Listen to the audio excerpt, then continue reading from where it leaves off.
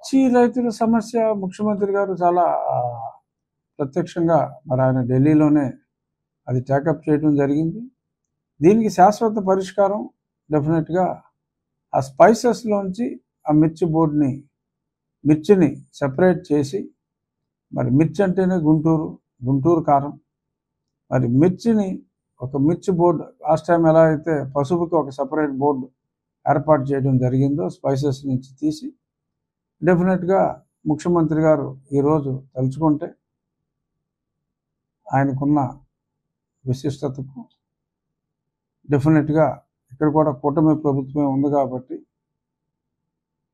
Spices board నుంచి separate చేసి మిర్చికి ఒక సెపరేట్ బోర్డు ఉంటే ఈ సమస్యకి శాశ్వత పరిష్కారం ఉంటుంది. మంచి మంచి మార్కెటింగ్ ఫెసిలిటీస్ వస్తాయి. ఎందుకంటే 60 స్పైసెస్ ఉన్నప్పుడు ఫోకస్ కష్టం అవుతుంది కాబట్టి డెఫినెట్గా నా ఉద్దేశం, కొంతమంది ఎమ్మెల్యేలు కూడా మాట్లాడారు నాతో ఈ అసెంబ్లీ సమావేశాల్లో దీని గురించి మాట్లాడే అవకాశం కూడా మాకు కావాలని. తప్పకుండా వారికి అవకాశం ఉంటుంది. డెఫినెట్గా శాసనసభలో కూడా ఈ మిర్చి సపరేట్గా మిర్చి బోర్డుకి మేము డిమాండ్ చేస్తామని చెప్పి కూడా కొందరు ఎమ్మెల్యేలు ఆ గుంటూరు ఆ ప్రాంత ఎమ్మెల్యేలు కూడా మాట్లాడటం జరిగింది. డెఫినెట్గా రాబోయే రోజుల్లో చంద్రబాబు నాయుడు గారి పరిపాలనలో మిర్చి రైతులకు ఎటువంటి ఇబ్బంది ఉండదు అని నా విశ్వాసం.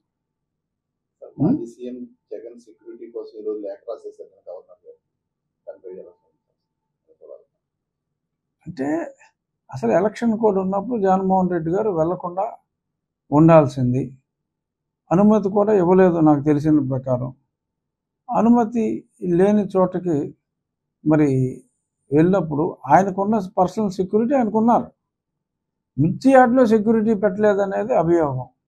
ఆయన మిర్చి యార్డ్కే వెళ్ళకూడదు అనుకున్నప్పుడు మిర్చి యార్డ్లో సెక్యూరిటీ ఎందుకు పెడతారు?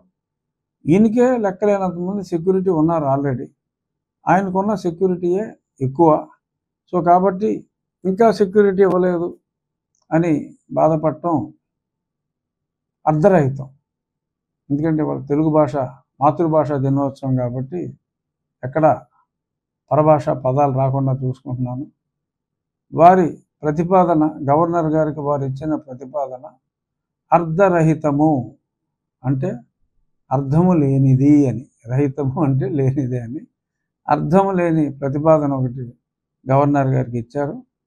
ఇంట్లో కూర్చోవలసి వచ్చినప్పుడు పబ్లిక్లో తిరగకుండా కూర్చోవాలి.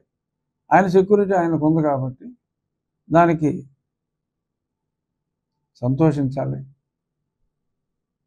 అలవి కాని చోట అధికుల మనరాదు అని ఒక తెలుగు సామెతని మరి డిమాండ్ చేసిన ఆ వ్యక్తులు గుర్తుంచుకోవాలి. ఒక శాసనసభ్యుడిగా జగన్మోహన్ రెడ్డి గారిని నేను గౌరవిస్తాను. కానీ మరి ఆయన ఎలక్షన్ కోడ్ ఉన్నప్పుడు అక్కడికి వెళ్ళటానికి వీలు లేదు, పర్మిషన్ ఇవ్వనప్పుడు ఆయన చట్టాన్ని గౌరవిస్తారని పోలీసులు భావిస్తారు తప్ప ఆయన ఇలా చట్టాలను అతిక్రమించి ఎక్కడ పడితే అక్కడికి వెళ్ళిపోతారని, అక్కడికి మళ్ళీ ఈ పోలీసులందరినీ కాపలాకి ఆయన కోసం కాపలాకి పెడతారని, అయినా ఆయనకు అంత భయం ఉన్నప్పుడు ప్రజల్లో మమేకం అవటానికి ఆయన వెళ్ళినప్పుడు మళ్ళీ ప్రత్యేకంగా పోలీసు రక్షణ కావాలంటాం, ఆయనకు అంత సొంత రక్షణ ఉన్నప్పుడు కూడా మరి అలా మాట్లాడటం మరి ఏమని చెప్తాం. కొన్ని పదాలు మనం వాడకూడదు. మాజీ ముఖ్యమంత్రి, ఎమ్మెల్యే.